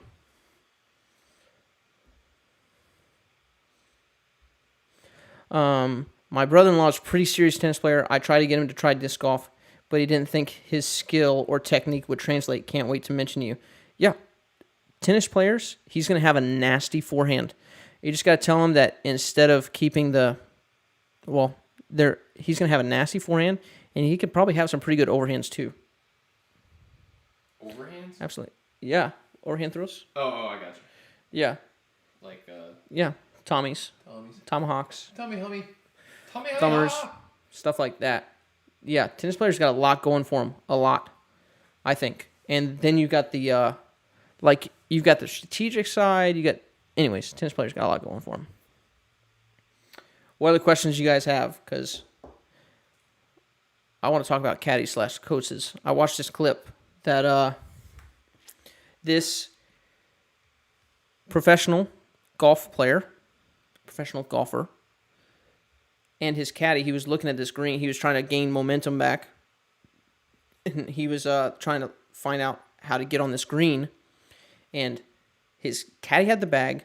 They were talking. They said, how far is that? It's uphill a little. It's 210. It's uphill a little bit. So he's like, okay, so what? 212, 215? And the caddy was like, yeah. And he said, you think I get a 5? You think I get a 5 there? And the caddy goes, yeah. I think so. The caddy knew that he really liked the 5-iron. Even though he's like, I'm going to have to push it to get it there. So he knew it was on the edge of his range for that club. And the commentators and all this were just gold. I wish I remembered who it was on the clip. But the guy says, okay, and the caddy walks away, like he shoulders the bag and he starts walking away, and then the player looks back at the caddy and he's got something else to say, and the caddy walks up to him, still shouldering the bag, and the commentators mentioned this, and I thought it was super interesting. And he was like, and he starts asking some more questions, And the commentator's like, the caddy's not taking the bag off the shoulder. The caddy knows how confident he is in this 5-iron, and he knows that he likes this club. And so the caddy just went up to him and instilled more confidence in him in that club and in that shot, even though it was past his kind of comfortable range for that club. And I thought, why don't we have caddies doing that in disc golf? I think it would be so fun if Mikey was playing a tournament and I caddied for Mikey just to be there and saying, what are you going to throw? What are you thinking about here? Oh, I want to throw my Zeus. Okay. Backhand? Yeah, backhand. Okay. Keep in mind, it is a tailwind, so that thing's going to fly a little more overstable. Oh, okay. Maybe I'll go Hades or something because it's a raging tailwind, right? And just finding out what the difference there is. Or what about that fairway driver that you love? Yeah. Oh, I totally forgot about that. Right? Yeah, that's the play. And then just like, good. Just mash it, dude. Go for it. Just having caddies be like, there's no reason besides COVID at the moment where caddies aren't going to every tournament. But pre-COVID, even, we had all the ability to have caddies play that kind of role and play that kind of caddy coach role. And I don't know why that's not happening. Just lots of things. Disc golf is just ready to move forward. And we've got the technology. We need the coaches to catch up, me included. And part of the reason that we did this channel was not because I think I'm an amazing coach, but because I think that disc golf needs people doing coaching how we're doing it with the quality content, not to pat ourselves on the shoulder here, but the quality editing, the quality shooting, the scripting, and then the teaching that's simple and to the masses, paring down the points, and just having very minute things that make a huge difference and explain them in a clear way, right? That's got to happen in disc golf. It's got to. And if anything, we want to be the people that people say, okay, Overthrow's doing great stuff. The quality's good. We need that quality. Okay, the coaching's good. We can do it better. Please, if you can do it better, right? The sport's going to grow from that. So, yeah, disc caddies can't get paid the same as ball golf, but, what was that Shia LaBeouf movie? That was based off a real thing, right? The Greatest Game Ever Played? Yeah. That was based off a real deal, right? I'll address the Tommy and Thummer throw it here in a second. But yeah, I think for this sport to step up, people got to be willing to do that without the pay in the beginning, or they got to be willing to do, coach multiple players in the beginning to say, all right, I'm going to coach 3 or 4 players on the mental side of the game or whatever, and work with those 3 or 4 players, and those 3 or 4 players, depending on their payout, right? Right now, I'm a full-time tennis coach, and that's how I pay for food and shelter and things like that. And I'm doing stuff, grinding it out on the side. So, just got to have more people willing to do that and having the vision to say, this is where the sport needs to go, or this is a good step for it. Real quick, question was asked on the flight of a tomahawk. The way I explain it is that discs want to fall towards the bubble. So a Tommy, other than the grip, it's going to fall towards the bubble. A thumber is going to fall towards the bubble.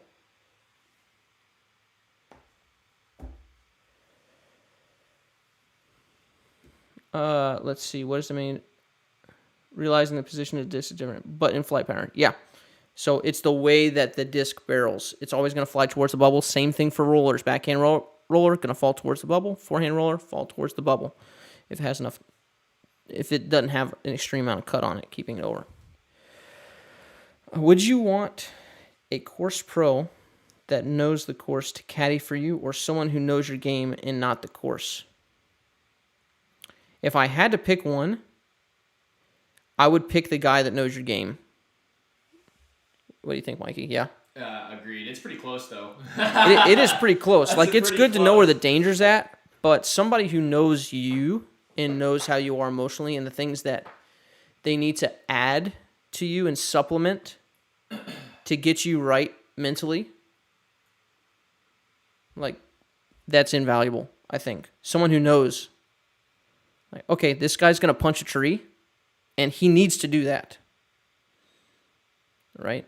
And to be able to look at you, and if you're trying to, like, bottle up, be like, dude, just punch that tree over there, right? That could be actually a good coaching move in some situations, right? Do you have any videos on wind? No, not yet. I do have a little list over here to my right of videos that I was thinking of that we have to do. I've got like 3 video lists. But I'll tell you right now, a headwind will lift the disc, because the disc, if this is the wind, right, the disc feels like it's going faster. Like when you're in a car, it feels like the wind's faster when you're driving at it. Right? And it feels like the wind's slower when you're driving away from it. So in the wind, it's going to want to lift the disc, and it's going to want to flip it, because it's going to act like you threw it harder. And when you throw disc harder, they want to flip. And in a tailwind, it's going to do the opposite. It's going to want to drop it, and it's going to want to stable it out, because it's going to act like you threw it slower. So it's not going to want to flip.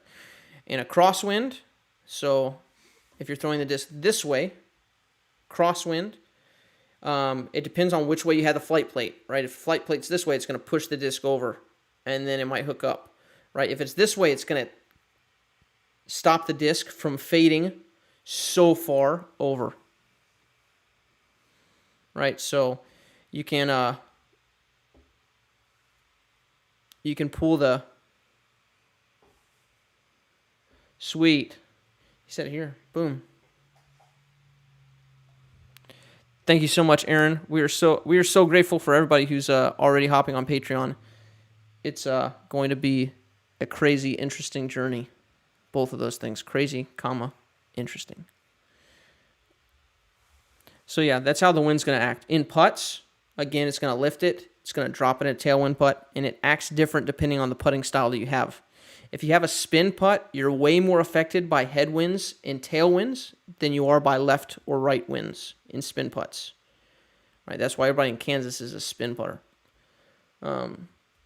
Push putts are way less affected by headwinds and tailwinds, and they're way more affected by left and right wind. Video idea. I need help. Haha. How to increase your putting distance. I can make almost every putt inside of 6 meters, but when I get a bit further away, every putt fades hard left and hits the ground. Almost every putt inside 6 meters. So, okay. When I get a bit further away, every putt fades hard left and hits the ground. My question is, what type of, have you watched our putting video? Because I try to put a lot of information on that, and the adding power portion is pretty important there, in how to add distance to it. So if you haven't watched it, watch that first, Anders. And then if you have watched it, well, I almost don't know how you could ask the question if you watched it, right? Right. Or could you be asking this question and have watched it? I feel like the answer is no. I think there's a potential, yeah. Yeah. You could. So you got to find out what kind of putter you are, and you got to find out how they add leverage. Right. If it's fading left, you're either hyzer putting, or you're throwing like a spin putt, and it's like lofting out and spinning. Because when push putts, when they die, they just go down. They don't go out left. So you're probably spin putting, and you're going too up and not out enough, and not getting the elbow extension, I would guess. So watch that video. If not, feel free to comment. We read all the comments, try to respond to the ones that need responding, and most of the ones that don't need responding to. Some of them are just like, thanks for the great video. And I'm like, heart. That's it. Watch the video. It was great. I'll go rewatch it. Haha. Well, if you don't have the answer there, then I don't want to just ignore you. So, but it would help to know what style you are. I feel like you're a spin putter who is spinning up. Right. The other thing is you got to think about going through the basket, not just to the basket. Right. With shorter putts, 18 feet, 6 meters, right, 19 feet, you can get away with going to the basket, but you really got to commit to the extension on that straight line. Any tips for not releasing the disc on Hyzer? The big thing is if you're leaning over the disc, staring down, that arm's gonna come down. And if everything else is going right, it's gonna come out on Hyzer. If you want to go Hyzer, you need to get that head up, and it's gonna pull that arm up so that you can pull it on Annie. We had on our last live stream, about I think halfway through, I'm trying to remember his names. He was wearing an orange shirt with bell bottoms. Find him on our last form review video, and you will have a in-depth. I'm not answering these two in-depth right now because I've got 9 minutes before I'm kicked out of this house. So find. I wish I could remember his name. Oh, do I have it? Oh, right here. Okay, it looks just like this. Can you pull this up, Mikey? Could you just pull up the screen? Oh, yeah. Sorry. I was like, you want me to pull up his name? I don't know how to do that. This is who you're looking for on the last video. Find this guy. And because he releases everything. He releases everything on Hyzer. I wish I could remember his name off the top of my head, but I can't. Orange shirt, man. All right, guys. If there aren't any more questions, then we'll sign out. Also, our ending song is fire, isn't it? I love that. It's Forever by Sunny Fruit. I wish I could just play it here for you guys. It's Hyzer and Hyzer better for distance. Distance comp throwers throw stupid high with a lot of Annie. But just for kind of like clean distance, I think a lot of people will throw Hyzer flips if they just want kind of natural distance. Yeah, those bell bottoms are sweet. I was like, whoa, I haven't seen bell bottoms in a minute. I think he's in like Nashville or something too. So I'm interested to see. I think my furthest throws are my Ricky Wysocki Destroyer on Annie. On Annie. Yeah. I'm almost positive. Well, because it's easier to get. Thanks, Austin. We will look forward to chatting with you. Yeah, so 488 was my Destroyer. 488 is Mikey's max U-disc distance. I got 473 with a Hades. Yeah. I don't even know if I have a Relativity anymore. Wait. What is that? That was MVP disc. Right, so that's a long time ago. I don't think you have it. Yeah, but pretty much the Destroyer. The Ricky Wysocki Destroyer is all my biggest throws. Yes, Hyzer flip is a Hyzer with a understable disc. It's kind of the easiest way to get distance, I think, to do it like that, because you still got to huck it pretty hard, but you can smooth out a Hyzer flip pretty easy and get good distance. So I think that's probably more so of the distance getter on course. It's more the manageable distance getter because you usually don't have room to throw a big Annie on courses. By big, I mean for most of us, a big 100-foot Annie. So. Yeah, Hyzer flip is Hyzer with understable disc. Yeah, but also if you're looking for course distance, fairway drivers are fantastic. They are great. Like, to smooth a fairway driver out there is just nice. Echo Line DD3, very understable DD3. Oh, I bet. What is your favorite disc manufacturer? I throw a lot of Innova, but Discraft Mikey's is Discraft. and MVP. I've just got discs that I love. I love the old school Innova plastic. I've got a bunch of the pre-flight number. So it's old plastic versions of the Destroyer. And the grip is just really nice. That's what I like. Other than that, I throw a mixed bag. Mikey throws a mixed bag. But mostly Discraft. He's got a few Destroyers in there. Yeah. Okay, one thing I will say about Discraft is they have like the names on the inner rim that kind of poke out. Mm-hmm. And it gives you a little. It gives you a little grip. I love, and I always grab that. I feel like that's cheating to have right? to have the.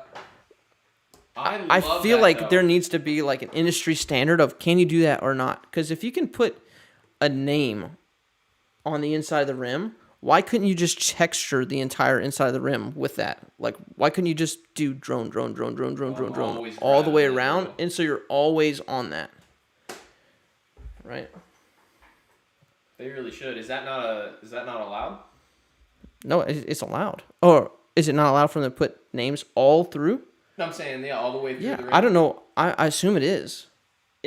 Because if you're allowed to do it on one spot, I'm assuming you'd be able to do it on the rest of it. They should, because I love that texture.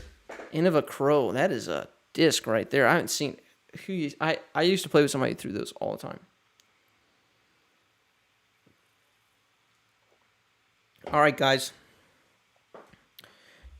Thank you so much. Check out our Patreon. And I'll be talking with some of you guys right there. Yeah, $1 million idea. I mean, if you're allowed to do it, got to do it, right? Let me talk to my boys at Discraft and see. They don't know they're my boys, but if I give them $1 million idea, they might be happy and make me one of the boys. All right. So, all right, guys, we're gonna peace out. We've got the forehand video part 2 coming to you next. Just a little teaser. It's going to be the talking about the upper body fluidity. I have to talk about a lie that I gave you in the first video to be beneficial, but it's smoothing out the upper body, talking about how to get some power and fluidity and consistency in your disc golf throw. You pulling something up here, Mikey?